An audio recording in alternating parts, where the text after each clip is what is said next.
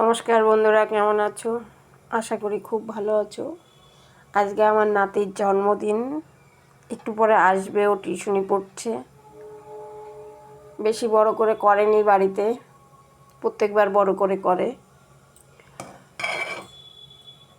তো তোর জন্ম হওয়ার থেকে আমার ছেলেদের জন্যও আমি বেশি কিচ্ছু করি না, এই একটু পায়েস রান্না করি।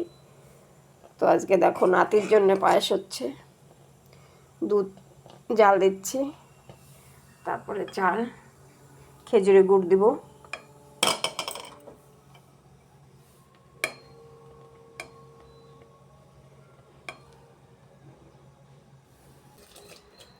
দিয়ে দিচ্ছি।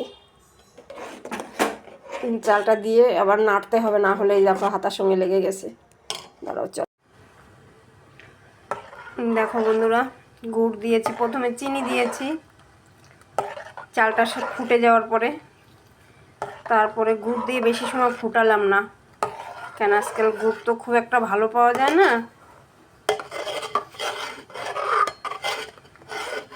কাজু দিয়েছি, কিশমিশ দিয়েছি। এখন গুড়টা গরম থাকতেই একটু নেড়ে নেড়ে গলিয়ে দিচ্ছি।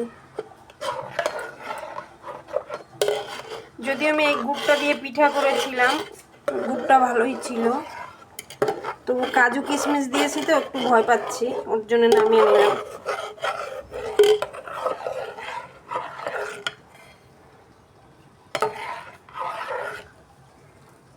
দেখো কত সুন্দর কালারটা আসছে।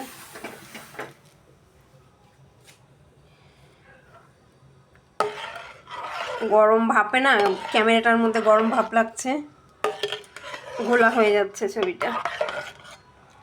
কিন্তু কালারে দেখো, কিশমিশ দিয়েছি জন্য ভয় পাচ্ছি। অনেক সময় কিশমিশ টক থাকলে পরে আঙুরগুলো, ওই টক আঙুর শুকালে ওটাতে আবার ফেটে যাওয়ার ভয় থাকে। ওর জন্য আর সাহস করলাম না। আমার ভাইয়ের জন্মদিন বলে কথা, দুধ ফেটে গেলে একদম কেলেঙ্কারি। গতবার হয়েছিল এরকম আমার। তারপর থেকে ওই দোকান থেকে আমি আর গুড়ই কিনি না।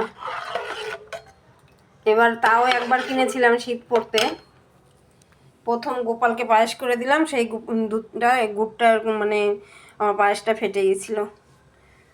তো টাটা বন্ধুরা,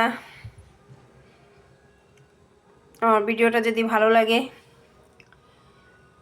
ফেসবুক থেকে দেখলে পরে ফলো করে দিও, লাইক শেয়ার করো, লাইক শেয়ার করে পাশে থেকো।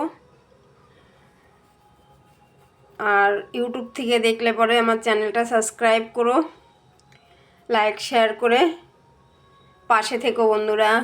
টাটা।